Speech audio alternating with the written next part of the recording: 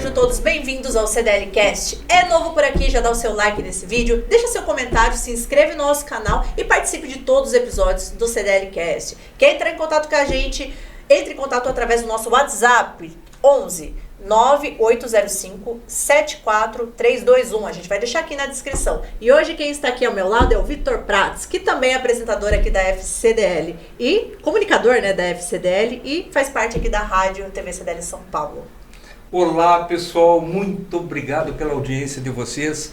É sempre bom estar aqui, principalmente ao lado da Ana, né, que é uma pessoa incrível, aprendo muito com ela. Mas hoje a gente está aqui com outro convidado que também vai nos ensinar muito, né? Muito. E o assunto que a gente vai conversar hoje é muito importante, porque normalmente a gente não nota isso, né? Nas pessoas, nos colaboradores da empresa. E é muito importante a gente prestar atenção. Conversamos hoje com o Dr. Emerson Feliciano. Olá pessoal, boa tarde, um prazer aqui estar com vocês, Ana, Vitor, que já conheço há um bom tempo e com certeza vai ser um assunto de grande importância e bastante interesse aí para todos vocês que estão nos assistindo. Não tenho dúvida disso, né? É verdade, Vitor. Fala um pouquinho pra gente, doutor, né, que inclusive a nossa pauta é sobre saúde mental. Fala pra gente o que é saúde mental, saúde física e como é que elas se interrelacionam, né? Elas se relacionam entre si. Bom, o conceito de saúde, né, Ana, ele veio mudando ao longo dos tempos, né? Por muito tempo acreditava que a saúde era a ausência de doença. Porque se o corpo está doente, ele vai dar sinais e sintomas e a pessoa vai procurar uma ajuda para consertar a máquina. Só que com o desenvolvimento aí da sociedade, a pressão social, a pressão dos sonhos, das buscas da sociedade em si, ou até a própria autopressão, isso se ampliou, né? E hoje o conceito de saúde pela OMS é um bem-estar físico, psíquico e social, né? Então aí já começa a sair do corpo e olhar para a mente, para o emocional, para a sua forma de pensar. E por muitos anos, né, quando surgiram as psicopatologias, a gente viveu aí a depressão como o mal do século. Verdade. Hoje nós demos um salto, né? Sabemos lidar melhor às vezes com as questões do passado, mas hoje a gente caiu no funil da ansiedade ser o mal do século. Então, saúde mental é um conceito de que assim, abstrato, né? Porque não está no físico, você não tem um sintoma físico, que você vai lá, toma um remédio e passa, mas é algo que eu chamo que faz parte das doenças silenciosas. Elas vão ali entrando como se fosse um desequilíbrio que vai, e por uma pressão da sociedade a gente põe uma máscara e acredita que não pode mostrar essa fragilidade ou essa vulnerabilidade, e esse monstrinho vai crescendo por dentro. Quando alcança o desequilíbrio, bum, você está aí com 1 ou 2 ou 3 diagnósticos psicopatológicos. É verdade. Emerson, quando a gente fala em saúde mental, e aí antes até de a gente entrar no outro ponto, que é o quanto isso interfere nos nossos negócios, a OMS, não me lembro de que data é a pesquisa, mas uns 4 anos atrás, ela já projetava que 2023, 2024, a depressão e a ansiedade seria a doença do século, né? E que está muito ligado a essa questão da saúde mental. Me fala um pouco, tu concorda? Hoje nós já estamos vivendo essa doença do século, né, segundo a OMS, que é a depressão, a ansiedade, e o que tu atribui isso? Por que isso está acontecendo? Porque a gente vê muito isso, eu só não sei ainda se é a do século, né? E aí é tu que tem que responder. É assim, né? Principalmente nos dias de hoje, a gente teve uma variável muito importante aí que comprometeu todos nós, que foi a pandemia, né, Vitor? A pandemia, o fato da gente ter que ficar naquele isolamento social, nós não nascemos para ficar isolados do contato disso daqui, da sociedade. E esse boom de muitas pessoas que não tinham acesso à tecnologia, começar a ter que viver obrigatoriamente esse contato virtual, né?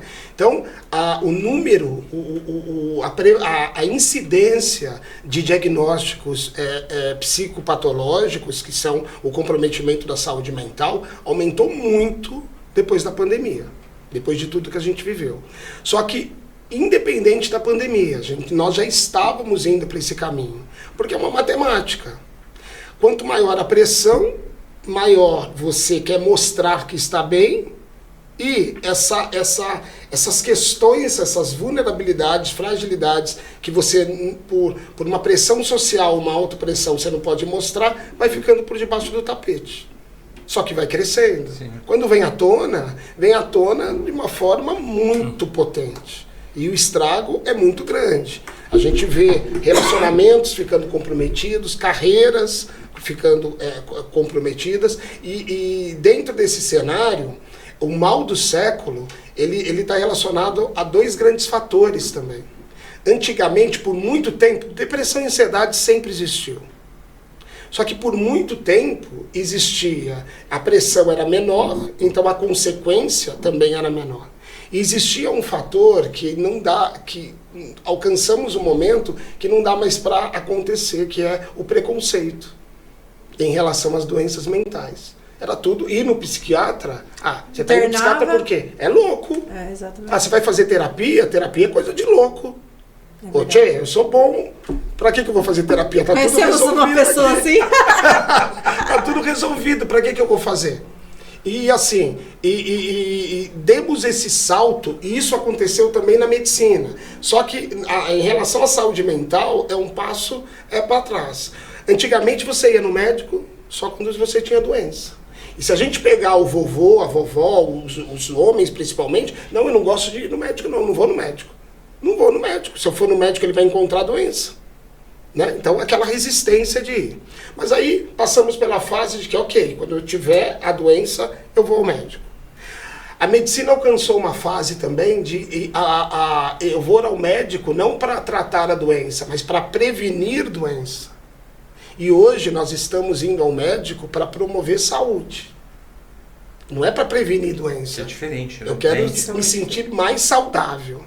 A saúde mental é a mesma coisa. Quando quebrou-se o preconceito da psiquiatria, das terapias, das psicoterapias, da psicologia, hoje eu busco uma terapia, não porque eu estou com depressão, ansiedade, mas é para eu me conhecer. E evitar que chegue a esse ponto. E eu adquirir recursos para que, se eu começar a ter sintomas, que é natural, em algum momento, é a doença do século, em algum momento você vai ter sintomas de ansiedade ou depressão. Em algum momento da vida. Inclusive... Desculpa, não, pode falar. Inclusive, uma das perguntas, né, é quais são os sinais que alguém está...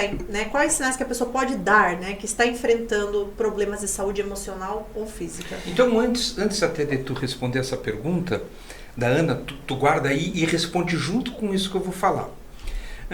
A gente sabe também, né, que a ansiedade é o quanto tempo tu te projeta no futuro, quanto tempo tu fica vivendo no futuro. E a depressão é quanto tempo tu fica no passado. Beleza. Tu falou no início a questão, o avanço tecnológico, e hoje eu vejo de uma forma que a tecnologia ela nos traz muito imediatismo, e na nossa vida, nas nossas empresas, a gente não consegue a mesma velocidade de entrega que a tecnologia nos dá. E isso acaba nos deixando mais ansiosos, porque eu quero para hoje, né? Eu quero para agora. Até coisa que a gente pede no correio, a gente fica olhando toda hora para ver se já tá vindo, aonde tá. Para saber sofrendo. E vou além, o que o Vitor falou uma coisa, a gente também se compara muito, porque através das redes sociais a gente compara a nossa vida. Às vezes você olha, às vezes você tá num dia ruim, você não tá rendendo, porque a gente tem dia que a gente não rende nada. Aí você olha o outro e fala, mas como que o outro dá conta? O outro acordou 5 horas da manhã, foi na academia, tá malhando, tá fazendo dieta, conseguindo. Você acha que isso também, complementando aqui o que o Vitor falou, tá interferindo na saúde das pessoas? Então, dúvida. Juntando tudo isso, o que a Ana te perguntou primeiro, tu lembra o que era? Lembro. Tá. Essa questão, né, do imediatismo, né, somado com isso que a Ana falou, como tu acha o que as pessoas hoje devem lidar com isso para diminuir um pouco, talvez, essa pressão que tu falou, porque a pressão nasce do imediatismo, eu acho, né? Ou não? Sim. A questão é assim, você falou uma coisa super certa. A gente tem muita dificuldade de ficar no aqui e agora. Inclusive surgiu uma técnica que é o mindfulness, que é a atenção plena, que é um exercício que você faz o tempo todo para você. Se eu vou tomar um café contigo, eu vou curtir aquele café contigo. E esse aparelhinho aqui, nós viramos escravos dele.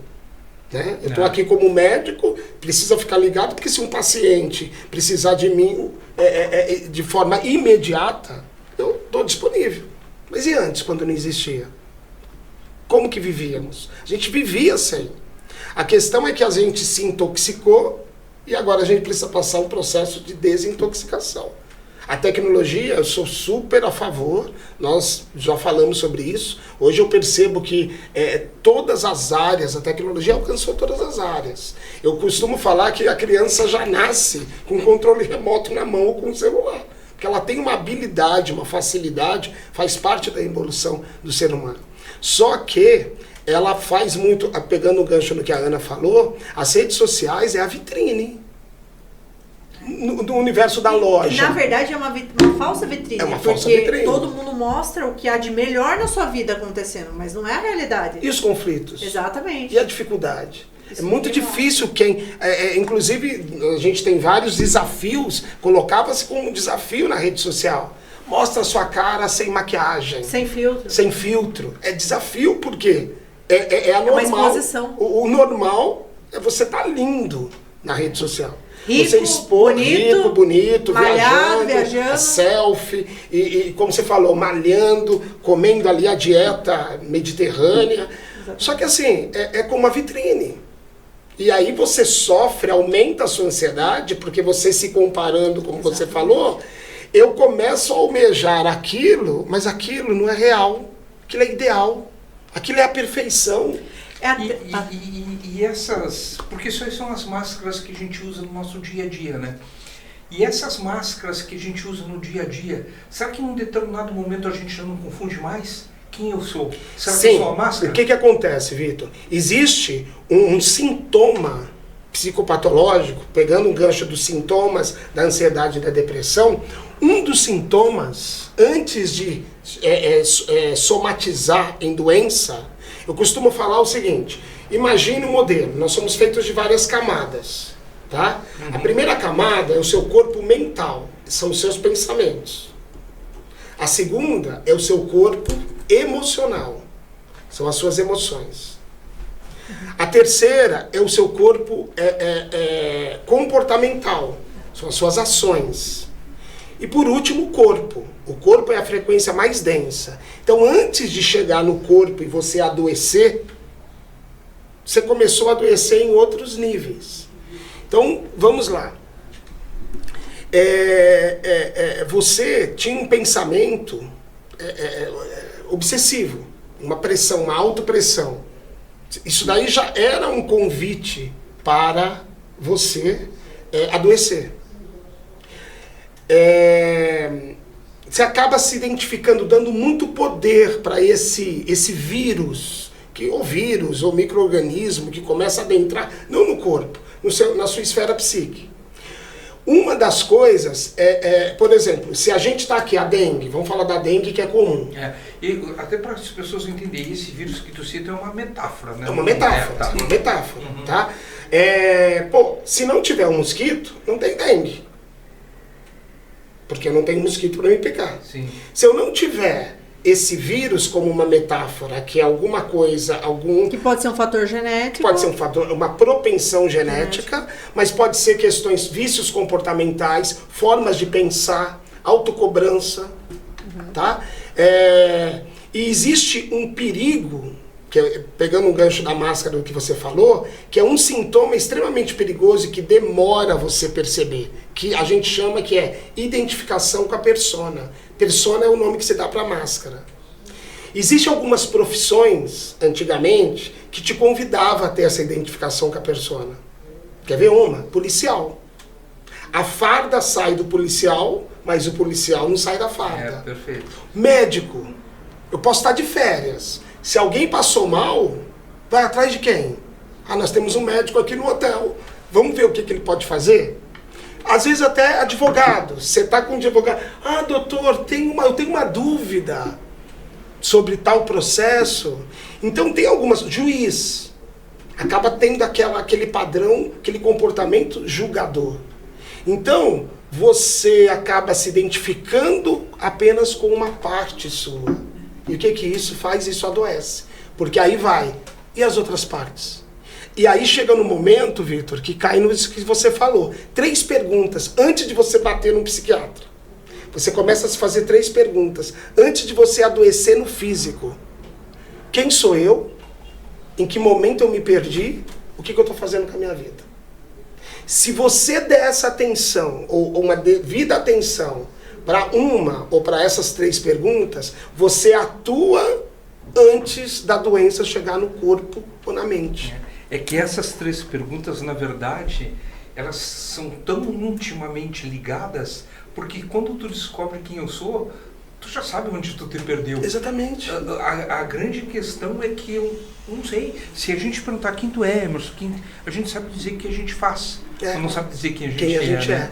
Né? Falando nisso, Emerson, e aí é algo que eu acredito, não sei se tu acredita também, eu acredito que a forma como que tu faz uma coisa, tu faz todas. A forma como que tu é médico, tu é o Emerson pessoal. Sim. Claro, guardando tu é o profissional que tem conhecimento em medicina, e outro tu é o Emerson pessoal que tem os seus conhecimentos pessoais. Mas o teu comportamento, ele acaba se repetindo nas 2 áreas. Sim.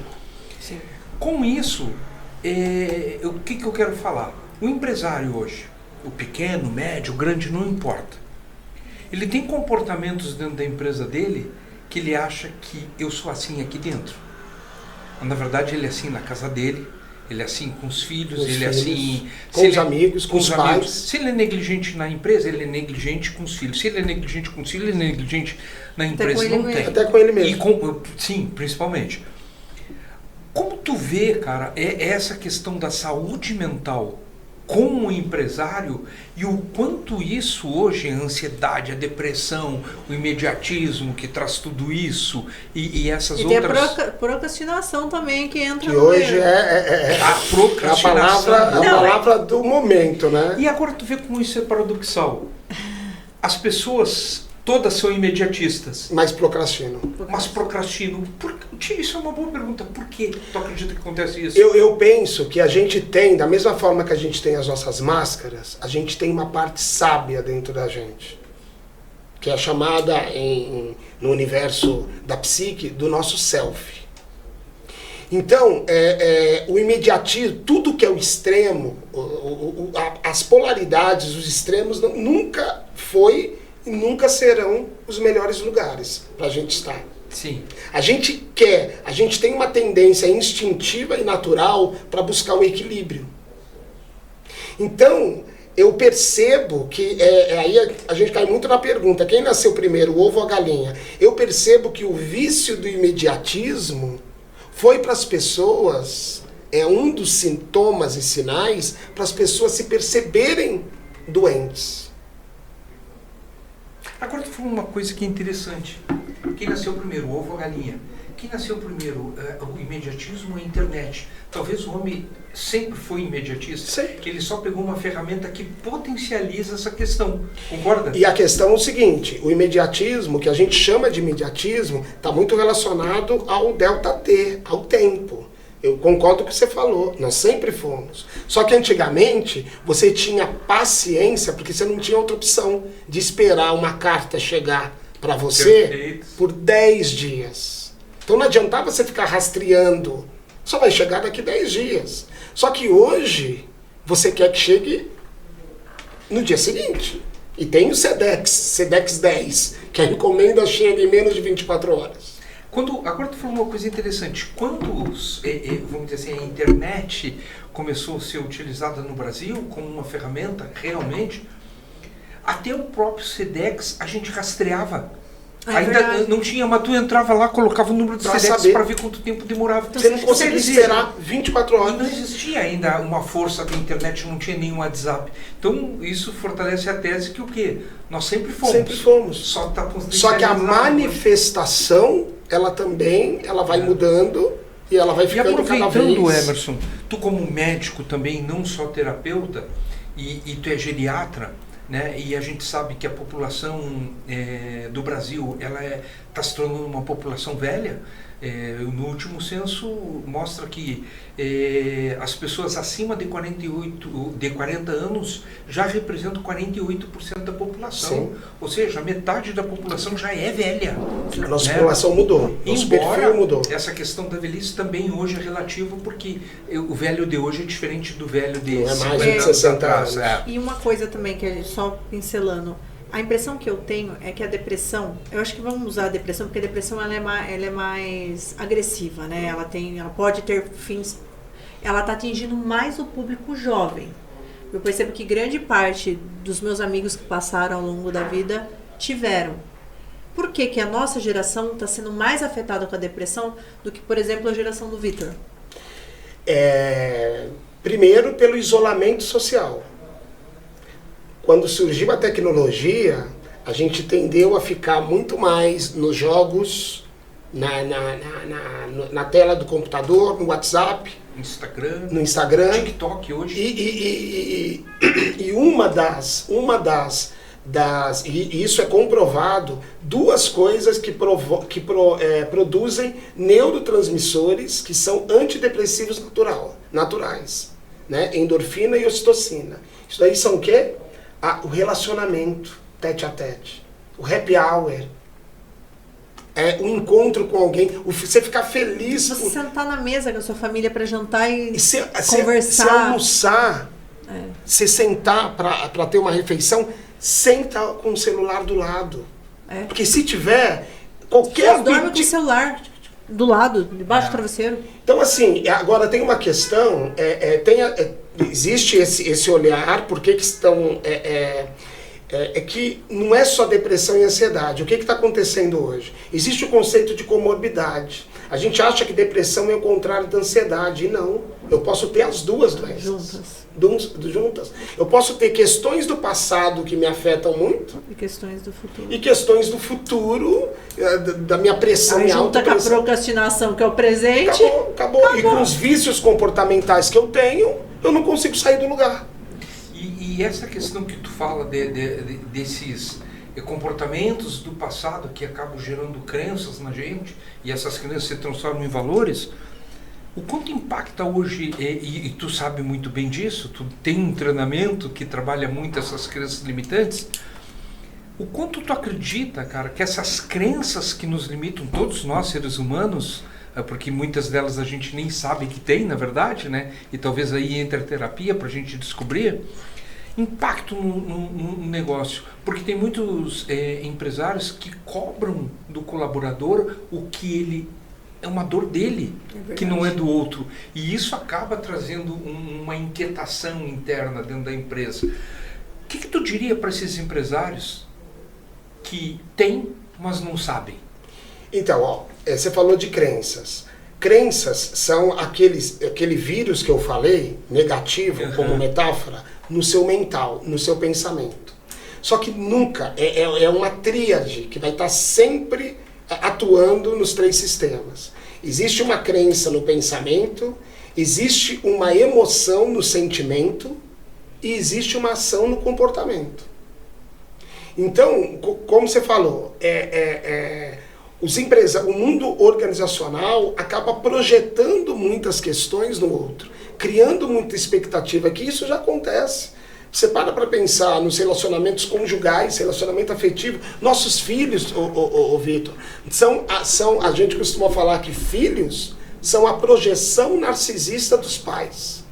Então vamos pensar o micro para o macro. A organização é o macro. Óbvio que os papéis são outros, a fala é outra, a persona ou a máscara são outras. Só que a gente é o mesmo, como você falou. Então, aquele pai que fala assim, não, eu quero dar para o meu filho tudo que eu não tive. Ele não está sendo um pai bonzinho, não. Ele não quer dar porque ele é bonzinho. Ele se projeta nele, e quando eu dou um intercâmbio que eu nunca pude ter, a viagem para Disney, a escola particular, a escola de inglês e tudo isso, eu estou curando a minha criança, eu estou curando alguma coisa do meu passado. E o pior disso que muitas vezes tu oferece não é o que ele realmente desejava. É o que você desejava. E aí, o que acontece? Você cria uma expectativa, porque naturalmente você quer se curar. E por que você quer se curar? Nós vamos falar da pirâmide daqui a pouco. Porque a gente quer viver mais.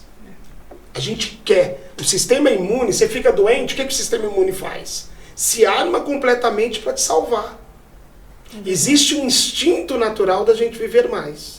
Por isso que a população... É por isso que é assustadora a depressão. Porque a depressão, em casos graves, ela vai contra o seu instinto.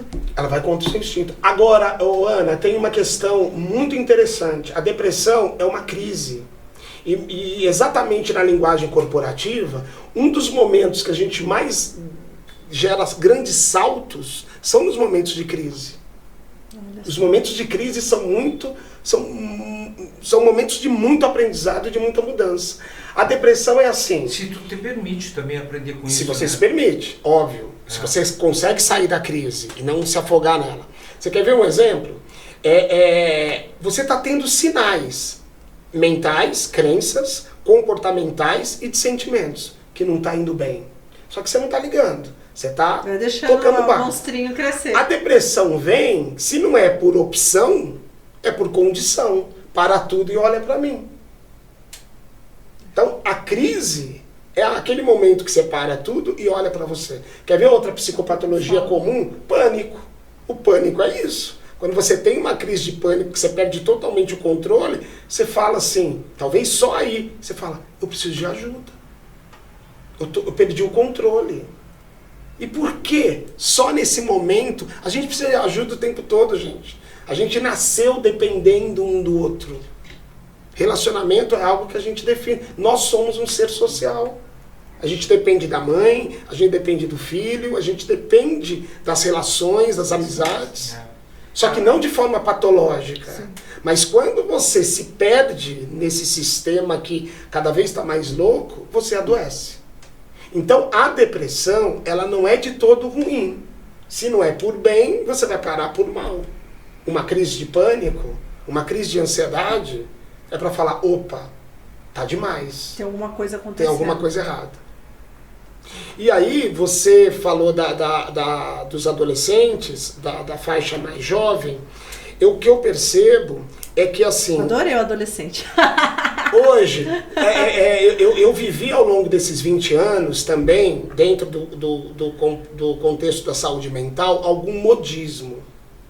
Eu não sei se vocês vão lembrar, mas existia uma época, até nos treinamentos, dava para quantificar X% das pessoas que vinham para o treinamento todo mês, vinham trazendo um diagnóstico de bipolaridade. Nós tivemos a era da bipolaridade. Porque daí você coloca a desculpa dos seus chiliques emocionais. As muletas. Nós tivemos a era para adolescentes do TDAH. A pessoa tinha problema na escola, é TDAH. Eu sou hiperativo, eu não consigo focar minha atenção. Hoje, terceirizar a responsabilidade. Hoje, gente, e outra coisa, com todo respeito a quem tem realmente a patologia, tá? Hoje nós estamos numa era, eu estou impressionado como que estão fazendo o diagnóstico tardio de autismo. Um monte de gente se fala que eu tenho um espectro leve de autismo. É por isso que eu tenho essa dificuldade de me relacionar. Isso é muito perigoso, porque assim, estão se descobrindo novas doenças? Sim, ok. Existem novos critérios, a saúde também vai evoluindo. Só que o perigo é o quanto que as pessoas acabam utilizando diagnósticos como muleta. E aí um diagnóstico nunca vem sozinho. No caso do diagnóstico, por exemplo, que você falou do TDAH, ele demora muito tempo para você ter realmente a certeza que a pessoa tem, né? Ou não? Antigamente sim, hoje nem tanto. Hoje nem tanto. Por quê? Hoje tem o que a gente chama de prova terapêutica. Tem critérios muito bem estabelecidos, existem testes da neuropsicologia muito já bem desenvolvidos para TDAH, porque provavelmente porque num determinado momento do passado teve um surto de TDAH. E aí o que a ciência tem que fazer? É que nem a Covid. Quando surgiu a Covid, a ciência parou para buscar a vacina. Quando começa a aumentar a incidência de TDAH, a pesquisa, o universo científico para para entender melhor o que é isso que estão chamando de TDAH. E aí criam metodologias, tratamento. Antes era só Ritalina, hoje tem o Venvance, hoje tem a TCC, a terapia cognitiva comportamental. Então, eu percebo que a grande questão é que não vem uma doença só.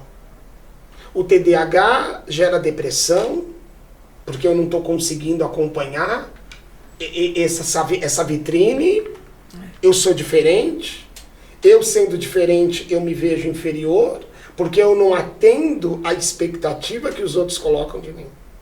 Você quer ver um exemplo? Pensa num amigo que não tem Instagram.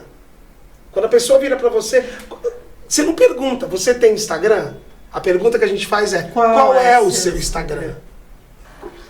Olha os detalhes da pressão ou da autopressão. E quando não tem, é estranho. Não, e ainda, até às vezes para você conseguir um trabalho, eles olham as suas redes sociais para entender quem é você, se você tem vínculo com família, com quem você anda, o tipo de foto que você posta. Só que aí você não está se mostrando verdadeiramente. Lá é uma vitrine. Porque tu só mostra o lado bom da tua vida. Não exatamente. Mostra, o choro. E muitas vezes, para essas pessoas que mostram o sofrimento, também ela está usando uma máscara para... Não sei. Potencializar, talvez, a máscara do vitimismo.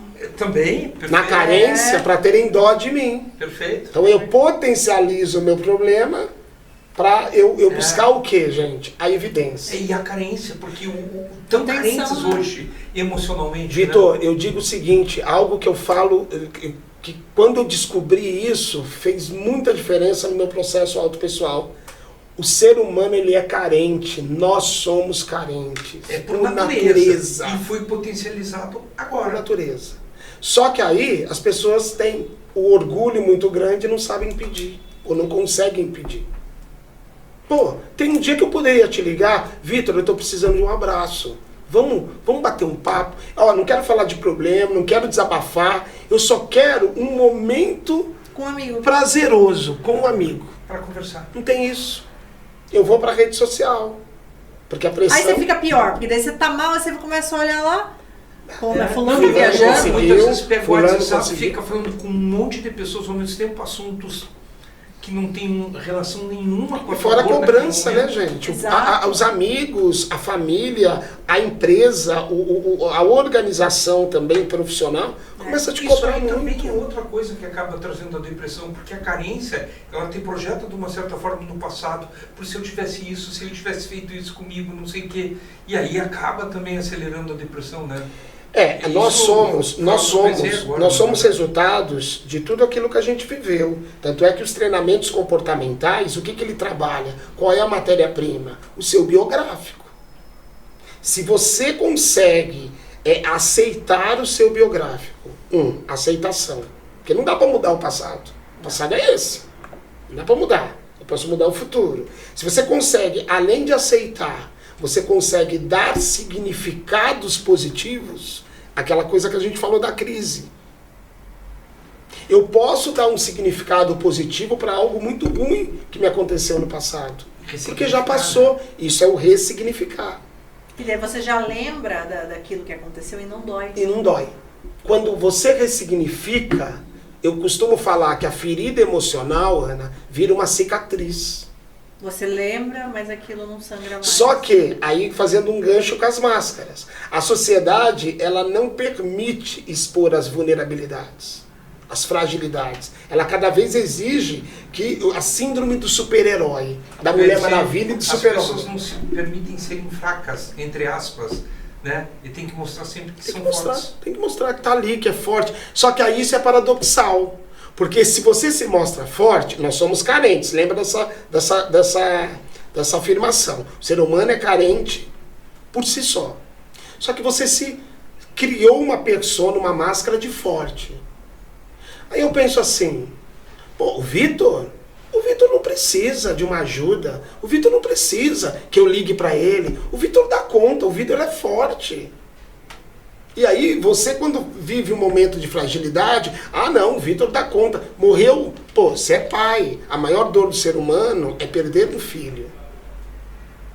E aí você perde um dos seus filhos, o Vitor dá conta. O Vitor é forte. Ele que tem que dar força para a mãe, para toda a estrutura aqui, ó.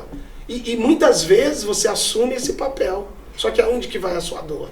Fica internalizada. Sim. E a conta vai vir, E gente. vem. A conta Acaba- vem. acaba Aproveitando acreditando que em essa doença. conta vem, o quanto essas questões psíquicas, mentais, influenciam nas minhas questões físicas, nessas, o quanto me traz doenças físicas. Totalmente. Hoje, cada vez Dá um mais... exemplo assim, de algum caso que tu conheça que a pessoa estava deprimida, estava ansiosa e que provocou uma doença física. Ok. Existe algum sintoma? Úlcera hoje, úlcera gástrica, está muito relacionado com essa ansiedade e com raiva contida. Porque a ansiedade, ela não anda sozinha. Quando você percebe que não está alcançando porque você está procrastinando, Perfeito. você começa a ter raiva do mundo. Primeiro você começa a terceirizar. Raiva do chefe, raiva do mundo, raiva do governo. Só que depois que você vai tendo uma consciência, raiva de si. Então, pode somatizar numa úlcera gástrica, gastrite, esofagite, desarranjo intestinal, câncer. Eu conheço uma pessoa que perdeu um filho, uma prima minha, morreu o filho dela num acidente e depois de alguns meses ela desenvolveu um câncer. E aí, Ana, não é... Isso aí Não é, que talvez... isso aí é muito perigoso, assim. Não é que o câncer, ele é psicossomático. Não é isso. Aí você falou um pouquinho lá atrás da genética. Já poderia Eu ter tenho um fator uma genético. propensão genética. E com esses acontecimentos emocionais, eu aumento, funcionam como fator de risco. Sim. Se eu tô... quer ver um contra-exemplo? Eu já vi pessoas como médico que tinham 3 meses de vida. Tinha um câncer, estado paliativo, 3 meses de vida. Só que ele virou para mim e falou assim: doutor, eu não posso morrer antes de entrar com a minha filha na igreja. Eu não me permito morrer antes de levar minha filha para o altar. E isso vai, a programação acontecer daqui a 1 ano. A pessoa consegue viver. Vai completamente contra. Porque ela tem uma motivação tão grande que vai contra a propensão genética. A gente chama de fator de proteção. Esses dias nós estávamos conversando, ainda essa semana, né, fora daqui, e a gente estava falando sobre o filme Divertidamente, o qual eu dizia, né, a questão da felicidade, que para mim a energia é positiva, o quanto a energia positiva, ou a felicidade, interfere, inclusive nas outras emoções, né? Eu posso estar com raiva, mas se eu tenho uma energia positiva, penso com otimismo, sei que aquele é um momento passageiro, acaba me ajudando para diminuir a depressão e a ansiedade. Sim, né? porque eu canalizo essa raiva. Raiva é uma energia. Sim. Eu canalizo de uma forma positiva. Emerson, dá um exemplo. Ao invés de eu me achar vítima, porque meu chefe, de repente, brigou comigo porque eu procrastinei, o relatório não ficou pronto, eu fico com tanta raiva da humilhação que ele me fez, que eu vou mostrar para ele que eu dou conta de fazer esse relatório em 2 horas. Perfeito. Olha, uma vez que eu experimentei, que eu tive essa experiência, opa, se eu conseguir lá com raiva, eu posso conseguir por escolha, por tomada de E decisão. isso acaba virando um hábito na tua vida, ou seja, até diante dos maiores desafios, tu consegue buscar esses gatilhos internos, né? E o filme Divertidamente traz muito disso, assim, a questão, nós vamos ter sempre ansiedade, Ana, nós vamos ter sempre tristeza. Essas emoções, elas são fisiológicas. O fato de nós negar essas emoções, negligenciar, ou querer se mostrar forte, ou se identificar apenas com um dos seus eus, como por exemplo o profissional, faz com que elas se desequilibrem. E aí elas querem aparecer de qualquer jeito. A tristeza quer aparecer, pensando no filme Divertidamente. A alegria quer aparecer, a raiva quer aparecer, Ela quer mexer a no ansiedade controle. quer aparecer, ela quer assumir ali um controle em algum momento. E quando tu permite, inclusive, que essas emoções, em algum determinado momento da tua vida, assumam um controle temporário, também é saudável, como é no filme, né? Ou seja, a tristeza ajudou. A gente precisa, quer ver? A ideia do luto. Eu preciso viver o luto. E luto não é só quando morre alguém. Eu tinha um sonho de, sei lá, passar no vestibular. Não deu certo naquele ano. Eu vivo um luto no primeiro momento. Um relacionamento acabou. Ninguém casa, ninguém começa um relacionamento para separar. Mas quando acaba, você perdeu alguma coisa. Luto está relacionado com sensação de perda. E perda traz tristeza. Ô Emerson, eu acredito que o luto, bem, vamos dizer assim, vivido no seu momento, ele acaba te ajudando, inclusive, a entender o porquê isso aconteceu. Só que eu sei que isso é temporário. Só que tem pessoas que entram no luto e morrem junto com o luto. Vira patológico, né? vira patológico. Hoje nós temos o luto patológico, o luto permanente. Na pandemia, Vitor, nós temos vários casos de pessoas com luto permanente camuflado. Por quê? Nós somos também culturais, somos sociais e culturais. O fato de eu não ter enterrado, o ritual do enterro, do velório, me dá a sensação, eu faço uma comparação dessas mães que o filho foi embora, talvez morreu, foi assassinado, mas ela não viu o filho morto. Ela sempre tem a esperança de um dia o filho bater na porta. Então, o fato de não ter tido na pandemia o ritual do velório e do enterro faz com que esse luto é um grande fator de risco para esse luto se estender. E como você falou, só que eu posso parar de trabalhar? Não. Eu posso parar minha vida? Não. A coisa tem que continuar. E isso também acaba levando à depressão. Aí o que eu tenho que fazer? Pôr uma máscara. De que, meus sentimentos... não, acontece, né? Tal. Por dentro eu estou um frangalho, mas na organização eu tenho que estar ali. Pronto. Até para os amigos. Só que é um falso pronto também, né? Por se não estar resolvido internamente. O Emerson, a gente já extrapolou o nosso tempo e a gente precisa conduzir o final. Eu vou te fazer uma pergunta, não sei se a Ana vai ter mais alguma também, para a gente já se encaminhar para o final. O Emerson é médico, é geriatra, é terapeuta e também é fundador do Instituto Emerson Feliciano, um instituto que traz vários treinamentos para ajudar as pessoas nessas questões comportamentais, psíquicas, enfim. Eu gostaria que tu falasse um pouco, né, de todos os treinamentos que tu tem, escolhe um, que tu diga assim, eu não sou mágico, mas esse treinamento vai te ajudar muito em tudo isso que a gente conversou aqui.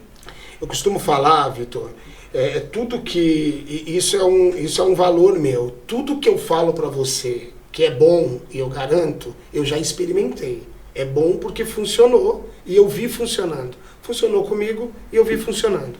Eu venho da engenharia. Então eu era ali cético, racional. Aquele né, que falava assim, terapia é coisa para doido. Psiquiatra? Pô, não sou louco, o que eu vou fazer lá?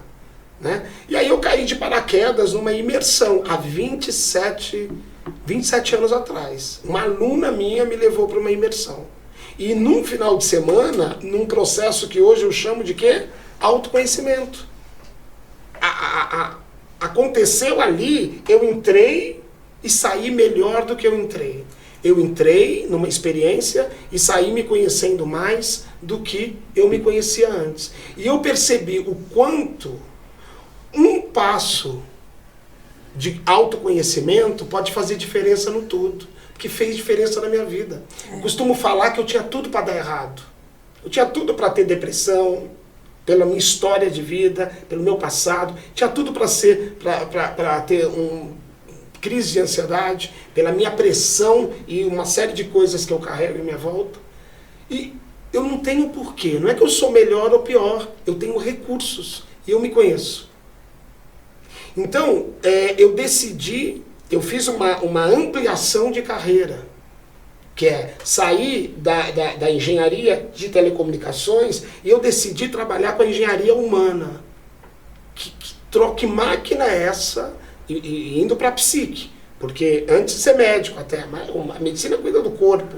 Mas que está por trás? Qual é a gente chama de gestalt de fundo que está por trás dessa figura, dessa vitrine? O que será que está por trás dessa vitrine?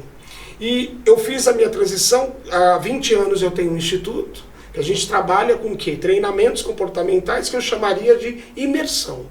Imersão para você ficar sem o celular, para você perceber que o mundo não gira ao seu redor e que você pode se dar de presente 35 horas. Mas, Emerson, 35 horas tem porção mágica? Não é porção mágica. Não tem nada de mágica. É fundamentado em técnicas científicas e eu resumiria da seguinte forma. É algo, você tirou 35 horas para deixar de olhar para fora. 35 horas olhando para dentro. E ao olhar para dentro, você percebe, você enxerga o que precisa de atenção, mas você também enxerga e resgata o quê? Recursos. Para lidar. Recursos para lidar. Coisas que você tem aí, está disponível, mas você não usa. Eu vou te falar uma coisa que eu falo, normalmente eu falo muito isso. Quando tu tá com um carro, com arranhão, amassado, tu olha ali e diz, pô, tem que arrumar o carro. De manhã, quando tu vai sair, para quem tem cabelo, olha no espelho, pô, tem que pentear meu cabelo. A mulher, quando vai sair, eu tenho que botar o batom, tem que isso e aquilo. Agora, a gente não consegue olhar o nosso interior. E aí a gente, obviamente, se não olha, não enxerga o que precisa arrumar. E a gente não consegue prever então, o que vai acontecer de estímulo. Seria exatamente isso. Ou seja, um olhar interno para nos permitir enxergar o ponto que eu preciso arrumar. São processos de autoconhecimento. Então você sai, sim, quando é alguma coisa realmente séria, porque como toda profissão, como todo produto e serviço, tem as coisas que valem a pena e as coisas que não valem a pena. Esse eu sou suspeito de falar, porque vale muito a pena, valeu muito a pena para mim. A gente já teve 20 mil pessoas que passaram por esse processo. Eu tenho dados do quão funcional é. Por quê? Dentro de um processo de autoconhecimento, você sai se conhecendo mais do que você entrou. E autodesenvolvimento. Você sai com mais recursos do que você tinha. Se conhecendo mais e com mais recursos... Mais ferramentas, o que acontece? Você sai com mais consciência. Porque é um processo de expansão de consciência. Eu tendo mais consciência, por exemplo, de que, olha eu caindo no meu padrão de vitimismo, eu não quero mais isso para mim. Então, eu tenho consciência de que esse é o meu padrão. Olha eu caindo de novo na ansiedade, eu não quero mais isso para mim. E aí eu posso o quê? Usar os meus recursos para fazer melhor do que eu estava fazendo antes. Eu poderia dizer então que hoje eu tenho e não percebo. A partir de um treinamento desses, eu passo a perceber e dizer, opa, não é isso que eu quero para minha vida? Exatamente. Perfeito. E a gente vê as pessoas, hoje se fala muito, Vitor, em transição de carreira. Eu não gosto dessa palavra. Por quê? Porque a palavra transição é como se eu não gostasse de onde eu estou e eu quisesse transitar. Mas não, quando você for para qualquer lugar que você vai, Ana, você leva a sua história. É um upgrade. Você leva a sua jornada. Então não é transição, é ampliação. Eu nunca mais atuei na engenharia, mas eu me sinto engenheiro. É como o meu lado lógico. Né? Tu coloca na mala o que tu tem para levar. Exatamente. Exatamente. Tu não vai conseguir. Só que para você alcançar uma ampliação de carreira, você precisa o quê? Ampliar sua consciência. Exatamente. Você precisa saber, eu estou infeliz, tá bom, mas a vida é curta, o que eu posso fazer para eu me sentir feliz? A alegria está lá, está aqui dentro, ó. É neurotransmissores funcionando. Perfeito. Como que eu posso fazer para lidar com isso de uma forma mais sábia? Perfeito. Emerson, é um assunto muito gostoso, exatamente. E é muito importante. Por isso que a gente fica horas conversando. É muito importante essa conscientização, né? Porque a gente está tão acostumado a olhar para a nossa aparência, olhar também para a saúde do corpo e esquece que também aqui a gente tem que cuidar. Inclusive, né, para finalizar, doutor, você poderia deixar uma mensagem para os gestores sobre a importância de cuidar da saúde emocional e física no ambiente de trabalho? Isso é fundamental, né?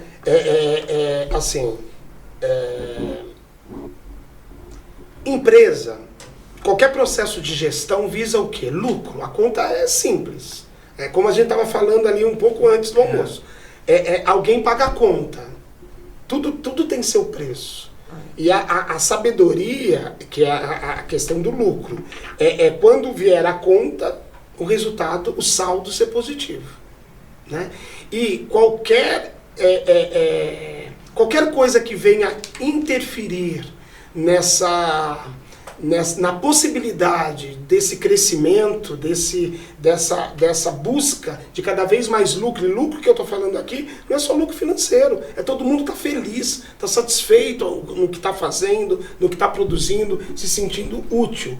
Qualquer coisa que faça você nadar contra a maré, você ir para o outro fluxo, ir para o outro lado, faz com que esse saldo não seja tão positivo quanto poderia ser. E uma dessas coisas são que a doença física, que a gente sabe, quantos atestados, quantas pessoas, trabalhadores, entram em licença, ou não vêm trabalhar, ou entram num processo físico, de patologia física.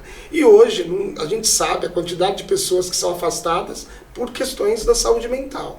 Então, assim, investir em saúde mental, investir em saúde física, dando um ambiente, criando um ambiente que se preocupa com isso, que investe no quê? Nessas duas palavrinhas, autoconhecimento e autodesenvolvimento. Faz com que a sua lucratividade no ambiente do trabalho, na gestão do seu negócio, aumente. Legal. Vitor, você tem alguma pergunta? Na verdade, Emerson, eu quero fazer uma provocação. Provoque. É o seguinte... Aqui, várias pessoas vão assistir esse vídeo. Empresários, pessoas que simpatizam, que nos seguem. Para essas pessoas que nos seguem, que vão ver esse vídeo hoje, amanhã, o mês que vem, daqui a 2 meses, porque ele vai ficar na internet, então a gente não sabe, dentro dessa linha do tempo, quando vão ver.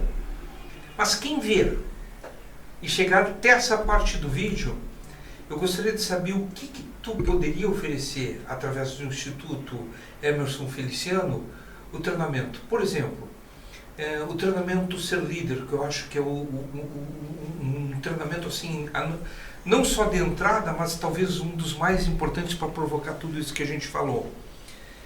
O que tu oferece? Que desconto tu daria para essas pessoas que estão nos assistindo dizer assim, Emerson, te vi lá na Rádio TV CDL São Paulo e vi que tu ofereceu tanto de desconto? Vamos lá, antes do desconto, eu vou deixar para essas pessoas aí que chegaram até aqui uma mensagem, um conselho. Tá. Conselho de amigo, não é nem de médico, de empresário, de terapeuta. Né? Cuidem-se. Porque a vida é como uma vela acesa ao vento. A qualquer momento pode bater um vento mais forte e vai apagar. E o problema não é morrer. Porque o morreu, sabe lá o que vai acontecer. O problema está relacionado com o que você deixou e que mostra que a sua vida foi uma vida que valeu a pena ser vivida. Perfeito. Então, isso é importante. Agora, a nível de desconto, primeiro marque uma consulta, um café, eu adoro café, vamos bater um papo, marca um café comigo, vai lá no consultório, venha saber um pouco mais disso, porque é troca de experiência. Agora, venha para o treinamento e aí, o quê? 30%. E é mudança de vida. E é mudança de vida. Isso não tem preço. 30%. Então, atenção para os nossos 30%. Telespectadores, ouvintes aqui da rádio. E temos várias formas de pagamento, 30%. 30% parcela no cartão? Parcela. Então parcela aí no cartão em 12 vezes, mais 30% você vai realmente adquirir um autoconhecimento, uma autoconsciência e acredito que vai agregar muito aí no seu negócio. Isso não tem e como uma questão, se não gostar... Devolve o dinheiro. Eu devolvo 100% do dinheiro. Perfeito. Se não for, se o resultado não for, se o saldo não for positivo, porque a questão não é gostar ou não gostar. Posso gostar de uma coisa que pode me fazer até mal, né? A questão é, se o saldo, depois dessa experiência, não for positivo, não só para o seu trabalho, não só para a sua vida profissional, mas para você como pessoa, você simplesmente recebe e entra do mesmo jeito que você saiu. Perfeito. Pessoal, eu fiz esse treinamento em 2013, agosto de 2013. E eu sou uma testemunha de o quanto mudou a minha vida de lá para cá. Na verdade, em 2013 nasceu um novo Vitor. Para quem me conhecia antes de 2013, eu era um cara. Quem me conhece hoje, eu sou outro cara. E o início de tudo isso foi exatamente nesse treinamento que eu falo, que é o Ser Líder. Claro, o Emerson depois vai me pagar um baita comissão. Os 30%. Vai pro Victor. E, gente, outra coisa que raramente a gente fala para aqueles que nos seguem. Se gostou desse programa, ok, inscreva-se, tudo aquilo que a Ana fala todo dia. Mas tem um detalhe que raramente a gente fala e que vamos começar a falar. Gostou muito? Não precisa só assistir, vocês podem andar no carro ouvindo essa entrevista através do nosso canal no Spotify. Procurem lá, Rádio TV CDL no Spotify, vocês vão encontrar e vai estar esse nosso bate-papo aqui na íntegra, que vocês poderão ficar escutando no carro, andando, compartilhar. Ou seja, não tem tempo de assistir o vídeo, não tem problema. Entra no Spotify e escuta a gente, né, Ana? É isso aí. Então, contamos aí com a presença de vocês nos próximos episódios. Doutor, gostaríamos de te agradecer por topar esse bate-papo. Como é que tá suas redes sociais? Você tem Instagram? Tem Instagram. O Instituto tem @Instituto EF, E de Emerson, F de Feliciano. @Instituto EF. E o meu Instagram pessoal é @Dr. Emerson Feliciano. E o WhatsApp, para quem quiser... WhatsApp 11 984494508 ou 11 98771 2233. Muito bom. Obrigado, Emerson. É isso, muito obrigada, Emerson. Está convidado a voltar outras vezes. Eu acho que esse é um assunto que a gente tem que abordar com cuidado. As pessoas têm que conhecer e saber a importância de cuidar aí da cabeça. Muito obrigada. Obrigada pela sua audiência. Não esquece aquele like, o seu comentário, compartilha essa entrevista, se inscreve no nosso canal e até o próximo episódio.